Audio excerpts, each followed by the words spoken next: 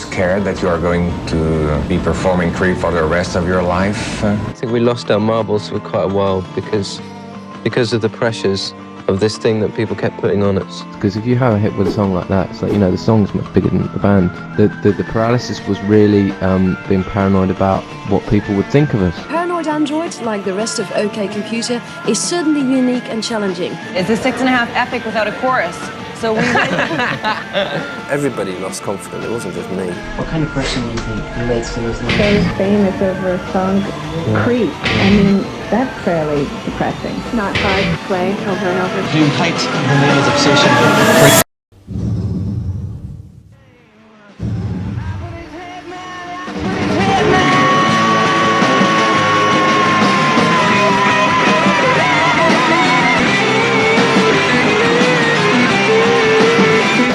It was the song that we didn't think would work, I think, isn't it?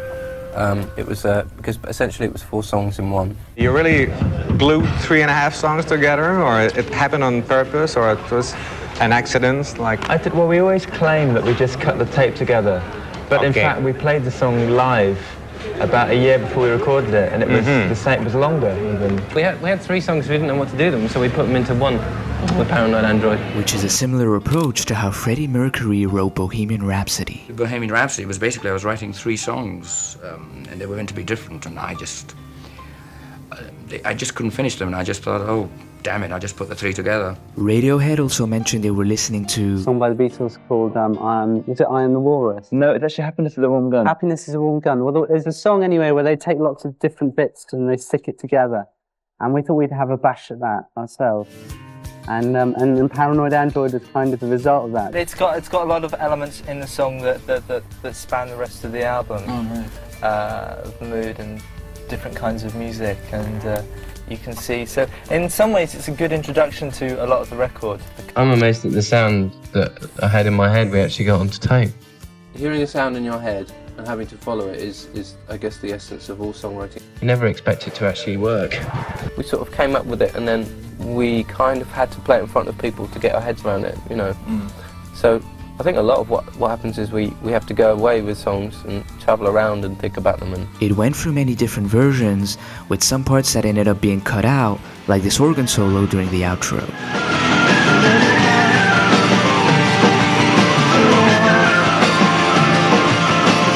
Another difference is this melody that appeared at the end of the slow section.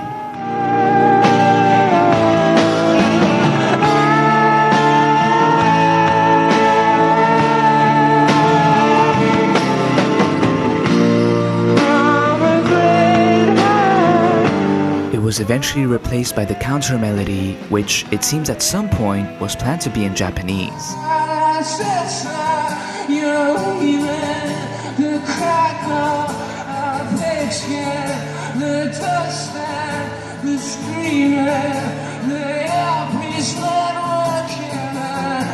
I had the hate it all, I love it all, I hate it all, I love it all, I hate it all, I love it all for the whole year that we did it. Thom explained that there was a point where he was actually hindering the recording process of Paranoid Android as he couldn't settle on the order of the various parts. Producer Nigel Godrich cut a version of the song without him around, and once Thom heard it, he felt it was the right direction. I was curious why the single that's going to be released in the UK and the single that's going to be released in Japan and the States is different. it isn't. It isn't? No. Oh, it isn't, it's the same. No, So I was fed some wrong information. Yeah, well, you know, these things change all the time. We got the whips out. So, Paranoid Android. Yes, it's everywhere. It's everywhere. It's everywhere, all around the world. 6.5 minutes long. Commercial suicide, yes.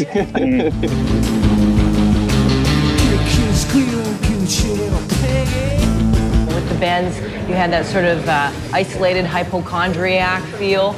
And then... Ooh, careful.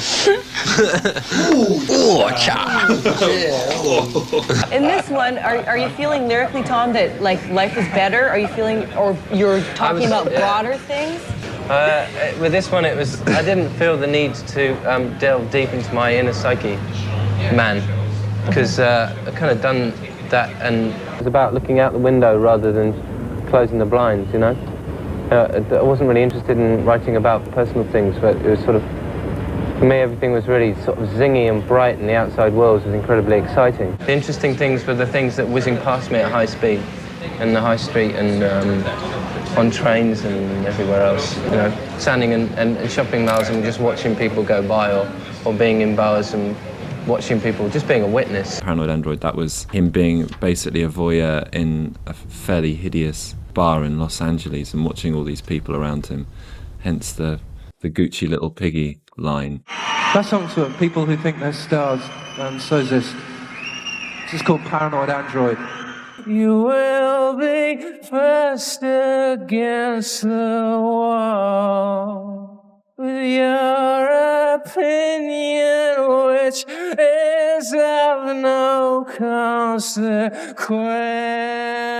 And certain parts of Paranoid Android are patently ridiculous, you know.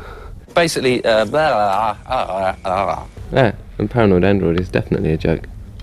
You can't possibly take that song completely seriously, unless, of course, you're a critic.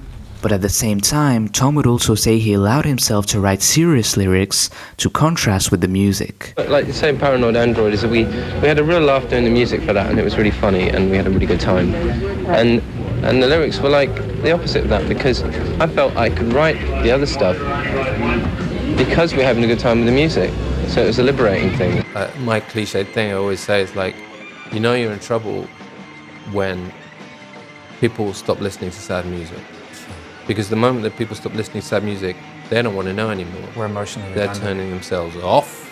So, OK Computer, are you fellas proponents of technology and computer technology? It was kind of a fear-based phrase, really. Is it? Yeah. Can't think too much. It's very bad for the head. Apparently. Yeah. Let it do nothing. Let your brain do nothing, and it'll be great. That's the age we live in. It's a shortened attention span Yeah, and but that's info overload. Yeah, so that's what I mean.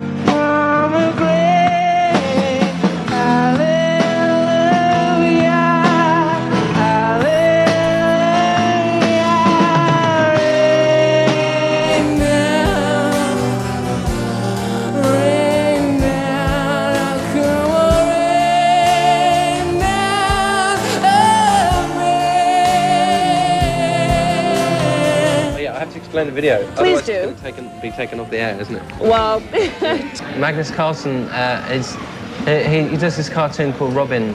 When we're doing the artwork, I had to tape of all the Robin cartoons, and I used to just get drunk and watch them, and watch him get drunk, and just think, that's me, you know, that is me. The thing about the Robin cartoons generally really sum up how a lot of people feel now. I know it sounds a bit deep, but it's not supposed to be. you're so afraid of being deep, but you don't want to I be wanna deep, but you are deep. I want to be not deep. So Radiohead asked Magnus if he was up for doing the music video. So we were just lucky because he wanted it to do it, you know. And at the time, I was not so very familiar with the band, but they sent me the music, and I thought it was like a masterpiece, the song, so of course I said yes. What we deliberately didn't do is Thom didn't send over lyrics of the song, and he basically sat in he lives in Stockholm, and he has a studio overlooking this main street in Stockholm, and he sat there for 12 hours or something and played Paranoid Android back to back for 12 hours. The only thing I had for that was a bit in the film Being There. There's a bit in that where he's sitting there with a big fat remote control in the limo, and he's flicking between the channel, and this thing comes on, and it kind of looks a bit like Sesame Street. I think it is Sesame Street, it's one of those. And the combination of that and what's going on, for some reason, that made sense with Paranoid Android. I mean, how do you translate that? He just saw people going by on the street, so or something would happen in the street, and he'd just take it off on a tangent and write down his ideas, and that's what he did. Right. Which is great, I mean, And the thing is, in a really, really weird way, he just captured the song, and he's oblivious to all this stuff that's been going on around him, the people pouring drinks on him, and the guy underneath with the axe trying to hack him down and stuff, and he's just carrying on, and he's in another place. He's there, but he's not, and that's how I felt when I wrote the song. And it's all this sort of hysteria and panic and lying politicians and getting beers poured on you and sex and death. In a nutshell. What I found, a Brian May curly guitar lead. No, this is cool. I just have a good time every time I watch it. I think it's brilliant. Are you scared that you are going to be performing Creep for the rest of your life? Do you hate the media's obsession with Creep? Yes. So don't ask me about it, because I won't answer. So famous over a song, Creep. Yeah. I mean, that's fairly depressing. It is actually, and what's even more depressing is, you know, that song to me was almost a joke. Yeah. So no, you know, it is still an exciting song to play now, and I can't see us getting bored of it, really. Somewhere along the line, some of the enjoyment went away, and it all got a bit silly, and then... The band, in order to personally survive those things, the way that we did was we sort of shrunk into ourselves. It's like, oh, okay, so, you know, we don't have to choose our words carefully all the time. We don't have to do this and this and this. We can just be in the 5 group of people making music, and that's it. So, by and large, your sense of the way that you've been depicted is inaccurate. Yeah, but it took me 2 years to manage to turn off the critical monologue going on in the back of my head. Stop! You have to start thinking about the British press, and you have to start thinking about how something you may have meant completely genuinely will be taken as something else, and it's out of your control. And they said, so what's your agenda? What are you going to say? We like sort of scratched our heads together, and it was a bit sort of, well, isn't it all about music? And we've continued to do that, I think. The music is the most important thing. Artists, if I can describe ourselves as artists, are one of the few groups of people who are actually outside the confines of politics and of corporate structures and money making, and can be heard, and so we have to do it, you know. I've had a very unusual life, and I'm extremely lucky to basically be an observer of things when other people are in the middle of them, outside the room, not inside the room. The main solution is to realise that it's to learn how to read the media and understand the media, and understand that it's not just what they're saying, it's how they're saying, and it's what's not being said, and learning how to read newspaper and how to watch television. It's not a passive thing, it should be a very active thing.